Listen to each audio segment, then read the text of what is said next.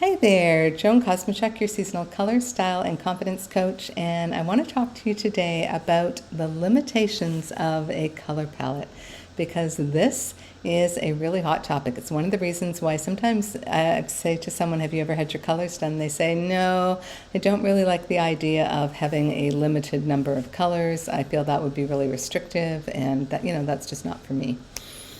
So, yep, that's true. And then you have the people who've had their color palette done, and at first they were all really excited, and then they're like, oh, can we add in any more colors? I'm just finding my palette is like just a little bit restricted. Well, I do understand that feeling because I felt that way as well. And when I received this beautiful color palette, you can see that there are just some gorgeous colors on this palette, but there's a lot of colors that are not on this palette. Maybe you look at this palette and you say, oh my gosh, there's no black.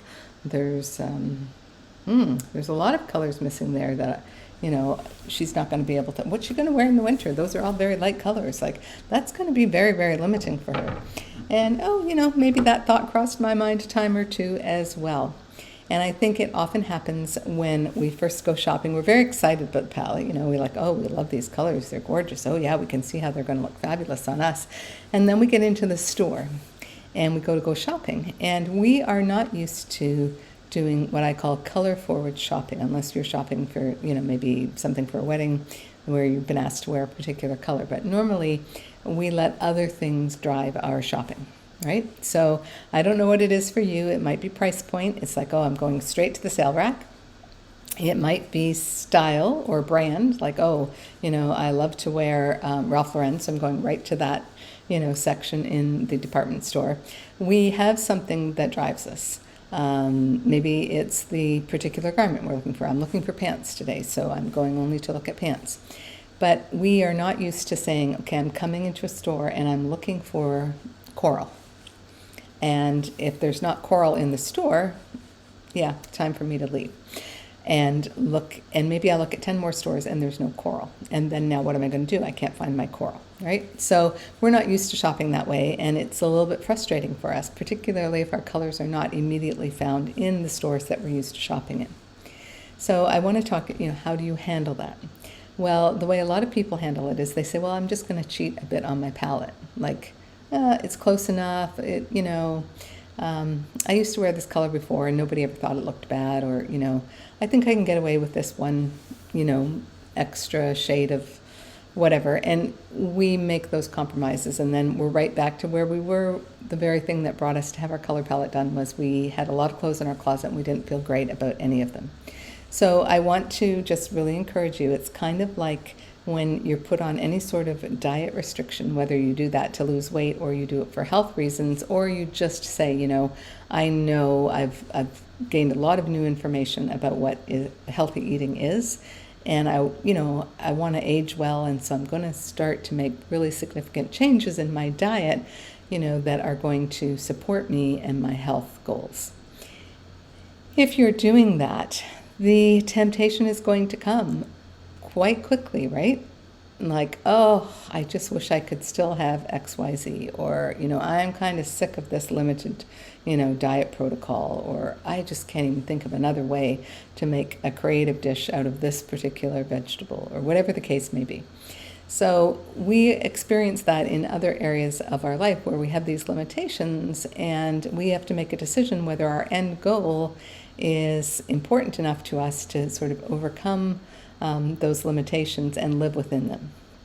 And it's the same with your color palette. Once you start to say to yourself, no more new clothes unless they're in my best colors, then you'll be amazed how you just kind of bypass everything else and you save your money, and then all of a sudden, boom, there's your color in the perfect garment, the perfect style, and you're just like over the moon. And you add that purchase to your closet, and you're able to remove something that no longer works as you put the new piece in. And it can take sometimes 2, 3 to 5 years to really get your closet looking to reflect your color palette, but really truly to reflect your personal color harmony and support you fully in your lifestyle, your body signature, as well as your coloring and your style aesthetic. So all of those pieces have to come together. So this is a journey that you go on, and it can be fun, it can be exciting, and it can be frustrating, and it can at times feel limiting, but you have to keep your end goal in sight. What was it that drew you at the very beginning to even want to begin this journey? Was that you knew that there was incredible power when we create visual harmony between ourselves and our clothing. You're attracted to it, you see it in other people, and you wanted it for yourself. So now the question is, will you do the work, right, that's required to actually reach that goal, or will you bail because it was just easier to shop the old way, even though with what you bought, you don't feel happy? So that's what I just want to encourage you to think about. A palette is really not limiting. I thought that at the beginning too. I'm like, oh, I don't know if I can live with just such a small color palette, right? But then I started to focus in on the colors. And I've been doing this for a decade. And the other day it dawned on me that I don't even yet own a garment in every single one of my colors. I don't. I have a lot of them. But I was looking at my palette and I was thinking, oh my gosh, like there's some colors there I've just kind of forgotten about. I haven't been pursuing looking for them. And the reason is because I have so many great colors that I wear that I feel really wonderful in, that I haven't, my eye is automatically drawn to them when I'm out, and I'm just kind of rebuying them now in different fabrics and different styles, different garments, and, kind of building out my wardrobe with those colors that I just kind of found at the start and that have become real favorites. But I have like this whole other world of colors that I could still be exploring. So far from being limiting, your palette will actually be very freeing for you once you start to get enough pieces that you can put outfits together head to toe in your colors, and you feel really amazing and really fantastic. And then it's just impossible to go back to anything else, because you're going to put it on and you're going to think, no, I can't wear that. It's just not me.